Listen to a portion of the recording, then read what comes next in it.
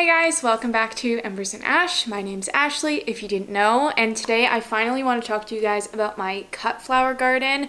I've mentioned it quite a bit and just haven't been ready to talk about what I've done because I've been very insecure about it, but now I feel like I have a grasp on the garden and I want to share what I've learned. I don't know why I feel prompted to give some background to something that doesn't really need background, but I'm not a super like florally girly girl, but I thought of growing a cut flower garden this year, mostly because I love gardening, but also I still like flowers in my home and I figure why not grow your own? Which at this point I'm wondering if I'm actually going to be saving money at the end of the day, but we'll see. But also this has given me a big opportunity to learn a lot more about gardening than I would have otherwise, because I have my veggie garden and a lot of it is like the same that I've done in previous years.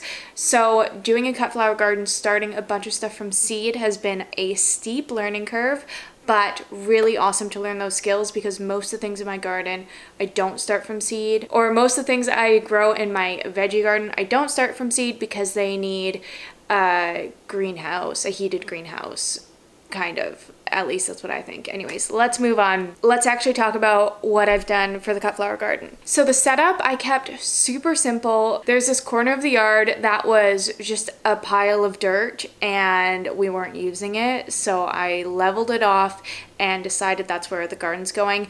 Our backyard is going to be getting facelift, I guess you could say. So things are going to be moving around and I didn't want to create a bed that was super permanent. And because of that, I did everything very simple and low budget. We created just this wooden frame around it only to help keep the kids out. Obviously they can step over it, but it gives them a bit of a barrier to know where they can and can't go. I did add some soil, some like bagged soil to help feed the plants, but not that much because again, I was on a budget. I added some, I forgot what it is, just potting soil, I think it was, and then another type of soil that had worm castings in it to again try and add some nutrients in there. But it was spread pretty thin, so you know, it just kind of, it was what it was and I was gonna figure it out. I also had some spare hay from last year that I threw on as my mulch. Again, it was very thin because I didn't have a lot of it, but I didn't want to buy more mulch. And I threw a soaker hose down because that's essential on keeping things watered in the heat of the summer. I'm going to be going through each plant that I've decided to grow and where I've gotten with them.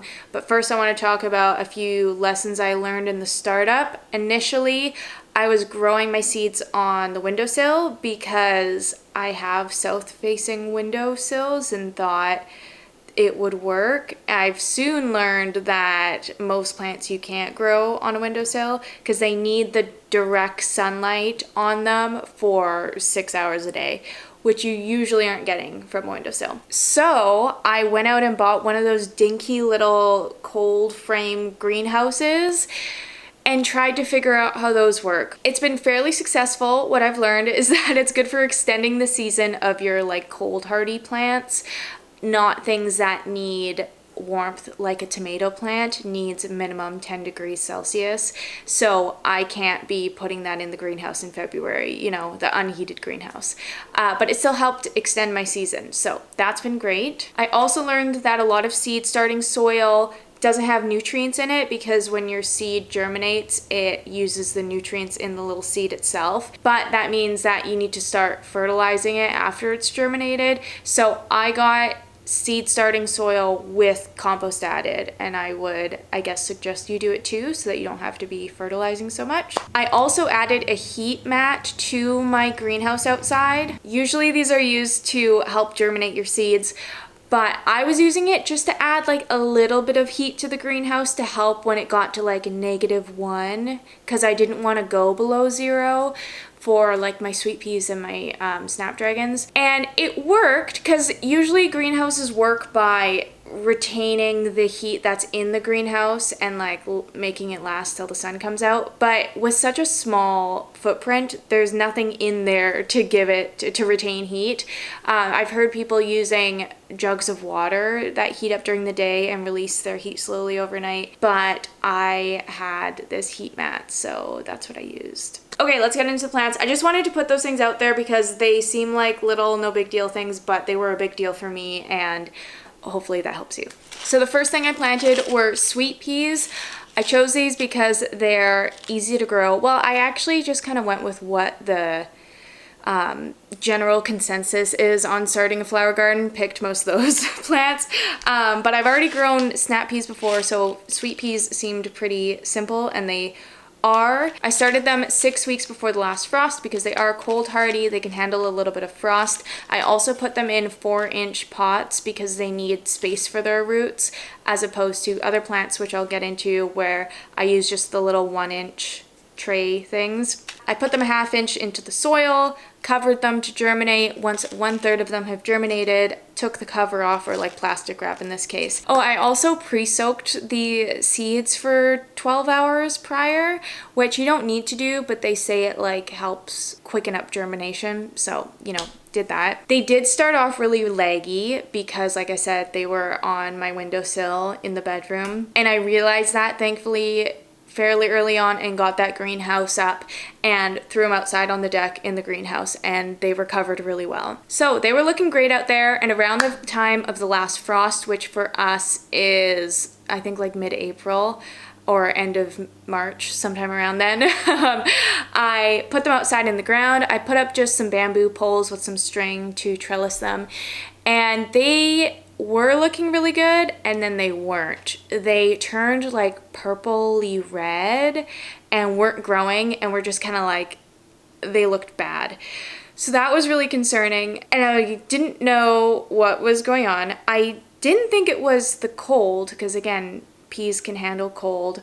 I didn't think it was watering issues. They were getting enough sunlight, right? Like, and then I did a soil test, thankfully.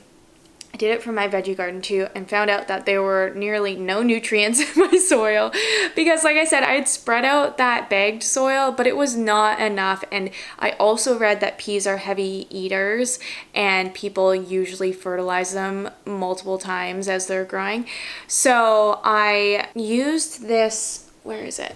I have this marine phytoplankton soil enhancer fertilizer. I've had this for years, and I just threw this in the ground, and they perked right up. Oh, I also put some chemical fertilizer, like the little pellets, threw those down, which I know goes very much against my practice of regenerative gardening that I have in my other garden. But again, this garden is temporary, and it takes years to build up a soil culture in your garden, and I just don't have that, so I put chemicals in. Anyways, did that, and sure enough, they perked right up. They're very happy. Ever since, every 2 weeks, I've been throwing some of this down just to make sure they continue to be happy, and I'm very happy to say that they're going strong. They haven't grown in height much, but they've grown in width, and like they just look so much better. Color's good. Stem thickness looks a lot better. Yeah, I think we will be getting some flowers from those because I was nervous for a second there. Next up are Ranunculus, which are some of the most beautiful flowers. I grabbed a few packs of them. They're relatively expensive because they have, what are they called? Tubers. Are they called tubers? I thought tubers were just for dahlias. Anyways, these little tuber things that look like octopus legs. You get 5 in one of these packs, as opposed to getting like a pack of seeds. This is all very beginners, if you didn't know, beginner friendly. So I got white ones, and these salmon ones, and marshmallow ones. I think that's all of them. So these were super confusing for me because I read online that in zone 8 and above, you can overwinter them. So plant them in the fall, I guess like tulips, and they'll come up in the spring. But I also read that they're super sensitive to moisture and will easily rot away. And I live in a zone 8, but we're super wet here. So like I didn't even have plans to plant these in the fall, but still, I don't think we can do that here. Please someone correct me if you live in the area. So I just didn't know when to plant these because they say like plant when the ground is workable, but that's like January, February, depending if we get snow. And I knew that they would just rot in the ground. So I planted them in, when did I plant them? I planted them in mid-March. And I also did soak them for 3 hours prior. They say, again, to do that, I don't know, I just follow the rules. Soaked them for 3 hours, planted them outside in mid-March, and for the longest time I didn't see anything and was like, well, that was a mistake, what a bummer. But I did have some come up, not till May 3rd is when I wrote down. May 3rd, I think 5 shoots came up, which I had 15, so not great. Those ones definitely rotted away. Because it was a really wet early spring. But I'm very confused in like, okay, maybe I should have planted them later, but aren't they supposed to be a spring flower? And they don't like the heat too much. So are these plants gonna grow and before they even get to flower, die off from the heat? I don't know. We'll have to wait and see. Again, I just don't know what to do with Ranunculus. Next up are Snapdragons. I got this rainbow mix. I would have loved to pick specific varieties, but this is just what my nursery had. These look like they're pink, so that's fun. I read online that these are easy to grow. Not for a beginner like me who screwed them up pretty bad. But anyways, let's get started with it.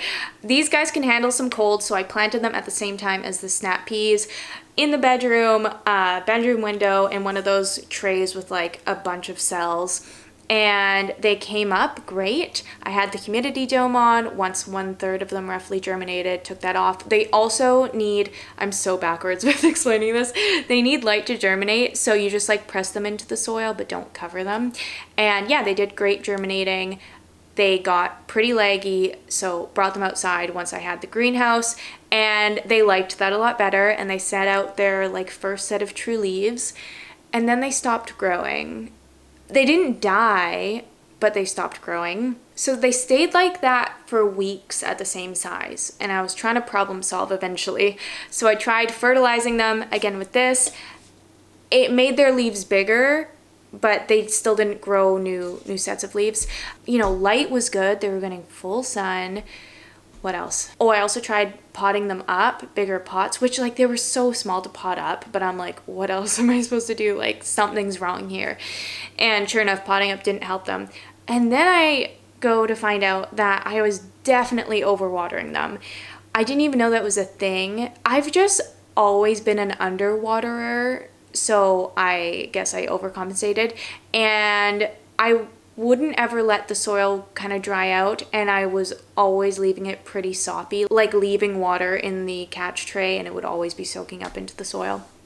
So once I stopped doing that, they finally started growing again, but that wasn't till 2 weeks ago, and it's mid-May right now. So I did end up going to the nursery and buying starter plants and putting those in the ground, and I'm really glad I did, because I still want the flowers at the end of the day, and me putting those in the ground doesn't take away how much I've learned from the process of growing the Snapdragons. I think I've learned the most from them, because they weren't putting up with my BS of how I was treating them. And it's so funny like summarizing everything so quickly, because this has been like months of me trying to figure this out, you know. We've also had a heat wave over the past few weeks, and that's helped a lot have things, you know, escalate in their growth. The Snapdragons I put in the ground outside. I did pinch half of them off and half of them I didn't. If you don't know, pinching them, it means you cut off the top few sets of leaves, and that allows them to bush out more. Instead of just having like one stem, they have two, and therefore providing more flowers. The drawback is that you get a later bloom time. So I figured, you know, it's my first year doing this, I would pinch half and leave the rest to kind of see the difference myself. And sure enough, they are all doing so well. I did also give them some chemical fertilizer, and they're loving that. Yeah, they are looking pretty prime these days. The ones that I'm growing from seed, a few of them have like 3, maybe 4 sets of leaves, which is so exciting, but they're still like this big, but so exciting. Maybe I'll get to put them in the ground. I'm not gonna have my hopes too high on that, but I am very grateful for that learning experience. Next up, I'm growing Covent Garden Gypsophila, which is a variety of like baby's breath, but they look a little bit different, kind of cuter in my opinion, just as, you know, a filler plant. And these guys I was planning on planting in succession because they're kind of like a one and done, so I'm told. So I had a plan of like every month sowing more, and it didn't really work out that way because I was just trying to keep the ones I had alive. So 6 weeks before frost, I planted those. I sowed them with the Snapdragons and the sweet peas, and they got so leggy that I could not bring them back to life. So then a few weeks later, I did a second round, and those ones did really well despite being overwatered, and I don't know what else I was doing at that time, but they were doing good. They started, you know, setting out their true leaves, and then another set. And I think they were growing slowly though, so I definitely was stunting them. And I have down April 22nd, I transplanted them into the garden with 2 sets of true leaves because that was like the time that they should go in the ground, but I don't think they necessarily should have been put out yet because they were so small. You guys know from my garden mistakes video, if you watched that they got eaten alive by the slugs. I don't put out slug bait or anything. I like to try and use other methods to prevent the slugs from destroying everything. And for one, I didn't expect the slugs to love them so much. But also they were so small that, you know, they get a few bites and they're destroyed. I would be happy if slugs snacked on my plants if they're larger and can handle it, you know, best of both worlds. But that wasn't the case. So since then, they were still kind of there. Since then, I've put some marigolds around the bed because those are good sacrificial plants. Slugs love eating them. And they look like they still have some fight left in them, but I don't know if they'll actually recover. So I have planted another round of those. We'll see if they grow in time. But yeah, that was another lesson learned. I also got these Poppies Falling in Love, another blend. I heard that people do Icelandic poppies. Couldn't find those. So got these bad boys, and they like to be direct sown. So that's what I did, which was kind of scary because it's just like you're just throwing seeds out in the yard and hoping for the best. And they do I think need sunlight to germinate, so you barely cover them in soil. So I think I like sprinkled them and then just kind of like agitated the soil. I did it after the last frost and saw nothing for a while, and then sure enough, a bunch of them have come up. Not all of them, but enough that I feel like I was pretty successful so far anyways. But they are looking happy. They also got some chemical fertilizer. Probably the lowest maintenance plant yet. Next up is Amaranthus Green Cascade. This is a green filler plant, which is pretty cool. I'm excited for this one. So I, once again, kind of went through the process of figuring these guys out. It's funny because like everyone is in a different climate, so advice from one person most likely won't work for you unless they live in the same area. So I was just trying to like gather as much information as I could and figure this out. They say to sow these 4 to 6 weeks before the last frost, which I did. They also need sun to germinate, so I just sprinkled them on top, pressed them in, put the humidity dome on, took it off after they germinated, put them directly in the greenhouse. That's the other thing, is I would germinate things inside for the heat and then put them outside for the sun. Otherwise, they would take longer to germinate. Put them outside and they were looking fine. Like they put out their seed leaves and then a set of true leaves, but then didn't grow. Classic. Most likely part of it was overwatering, but also I come to find out that they are heat lovers and they won't die from cold temperatures, but they won't grow. So I figure they're like tomatoes. That's my closest association, where, well, specifically they do, it says on the packet and I just didn't read it, but they like 15 degrees Celsius as a minimum to actually grow. So they were out there surviving but not growing until the heat actually started up a couple weeks ago, and now they have quite a few sets of leaves on them, which is annoying because like it says sow them 4 to 6 weeks before last frost, but JK, they won't actually grow for you. I mean, like if you had a heated greenhouse, they will, but I don't. So next year I'm definitely going to wait until probably 4 to 6 weeks before minimum temperatures of 10 degrees Celsius. so that I'm not spending all this time and resources, not that many resources, but all this time caring for these plants that aren't going to grow for me until it gets warmer out. Yeah, that's that. I'm excited to put those in the garden once they grow a bit more. I also have been fertilizing them a little bit just because they've been in their pots for so long. I did also pot them up a while ago because the more you water them, the more nutrients leak out, right? So eventually they need some food. Next up are my cosmos. These guys have been the saving grace. I read online that they are the easiest cut flower to grow, and that kind of makes it silly that I'm proud of them, but I really needed some confidence and these gave me that. So I sowed these 4 to 6 weeks before the last frost, just like I did the amaranthus, and I think that was the only thing. And they came up just fine. I put them like a quarter of an inch down, covered them in soil, heat dome, giving you all the little details. So I didn't tell you, I got the Sensation blend, which is just a pink variety, and Purity, just white. Those came up. What else do I have written down? After they sprouted, I put them in the greenhouse. They were doing fine. They did outgrow their little 1-inch pods, so I potted them up, and that actually did something this time, and they were a lot happier for it. And then after the risk of frost was gone, I think that was mid-April, I have the date somewhere but I didn't write it down, I put those in the ground and they've been doing great. I have a lot of them. I didn't realize how many I planted because in one tray it doesn't seem like that much, but then you put them out in the garden and takes up some space. So it takes up a lot of the cut flower garden, but they're also my most successful, so I'm not mad about it. I'm actually very happy about it because I would have been really sad with an empty garden bed. I've had a few losses just from animals, critters, but for the most part, they're doing great. They've actually grown, most of them, to a foot tall, so I pinched them as well because, again, you'll get more blooms because of it. On these ones, I'm pinching all of them. I don't know why, but that's just what I feel like doing. So that's the plan. I also fertilize them with chemical pellets because they need it. And yeah, they're just looking really happy. I'm very grateful for them because, you know, I have plants that are doing well in the garden, but just specifically at the time when it felt like everything was not growing, it was nice to have my cosmos and be like, okay, if nothing else, I'll have cosmos in the garden. Next up are dahlias. I did not know how expensive dahlias are. A single tuber is, are these ones called tubers? Now I'm doubting myself. Yeah. A single tuber is sometimes $10. I got these ones for $5 each. Screamin' deal, but still feels like so much money for, you know, 3 plants is $15.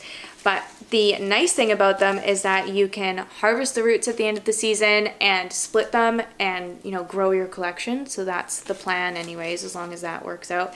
I got Petra's Wedding, which is a white one. Cornel Bronze, kind of corally. Pen Hill Watermelon, so beautiful. Can't believe it. And then right before I went to plant those in the ground, there was a sale on this 3-pack for, I think it was like $10 or something. So I figured I'd get that. So there's maybe pink, maybe yellow, depending what they gave me. Dahlias are also great because they're very straightforward. It's like tulips. Tulips are great because you just put a bulb in the ground, and as long as there's nothing crazy that happens in your season, they should be fine. So these guys, I waited until it was tomato temperature. Again, that's my reference. Tomato temperature here is usually like Mother's Day, May long weekend. It's like mid-May. But we did have our heat wave that came in at the start of the month, so I put them in the ground, I think first week of May. They also don't like too much moisture, like the ranunculus, they will rot. So they say that after you plant them, do not water them until their sprouts come up because they're using all the moisture that they have in their tubers and they don't need extra, so I'm told. So you put those, I think it was like 4 inches down. Yeah, 4 inches down. The tubers lay flat as much as you can and the shoot goes up. So I actually had them stored in the closet for a couple weeks before I planted them, and because of that they started to sprout a little bit, which was really convenient because I could see where the sprouts were. Dahlias are their own creature where they have eyes and it's hard to tell where the eyes are, and if you have multiple eyes and multiple tubers you can split them, but it's tricky so you don't want to mess it up. So it was nice that I could see the sprout. Yeah, just throw those in the ground. All of them have come up since. One of them is really thriving. They do get demolished by slugs, I'm told, and I've noticed slugs have been going after them. So more marigolds to go around. I should really start growing my own marigolds to help keep the slug population at bay. I do also have those collars that I used on my cabbages. Maybe that would be a good idea. Oh, I didn't specify. You want 10 to 15 degrees as your minimum temperature at night so that they flourish, because they are a late summer kind of fall flower. So yeah, those have been quite successful so far. Again, some of them have just started to sprout, so I'm not going to count my blessings yet.